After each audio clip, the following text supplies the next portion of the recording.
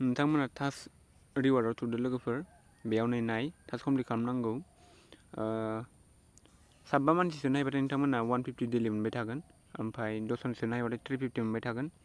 50 जनसो नायबाथाय नोंथांमोना सानफ्रामबो 3000 मोनबाय थागोन ओमफ्राय 100 जनसो नायबाथाय 7000 मोनबाय थागोन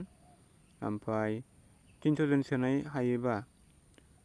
300 जन सोनो हायोबाथाय नोंथांमोना 30,000 मोनबाय थागोन सानफ्रामबो ओमफ्राय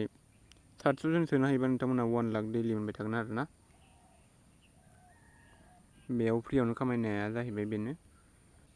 आंनि बे उइड्र थुबाय जेनेबा बेयाव आंनि रियेल नेमखौ होनांगोन एकाउन्ट नाम्बार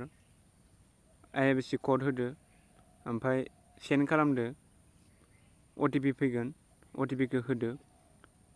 होमबानो ओमफ्राय सेभआव थुदो होमबानो माबा जागोन आरोना उइड्र जागोन बेबायदि उइड्र खालामो लोगोफोर नोंथांमोननो खोन्थाबाय आङो खालि बेखौल' गोसोआव ला नोंथांमोना मबाइल नाम्बारजों बेंक एकाउन्टजों लिंक जानाय जानांगोन होमबासो जागोन आरोना लोगोफोर 600नि आरोना नों बेखौ फैसा सोनांगौ 49 days डेलि इनकाम 120 टटेल 5880 जाहैगोन लोगोफोर ओमफ्राय नै 49 days 325 डेलि इनकाम 15925 जाहैगोन ओमफ्राय 5700नि बानायोबा नोङो डेलि इनकाम नोङो 1254 मोनहैगोन लोगोफोर डेलि टटेल 61,446 मोनहैगोन आरोना ओमफ्राय नोङो 10,000नि बानायबाथाय डेलि इनकाम 2300 जाबाय थागोन 1,12,700 जाहैयो नै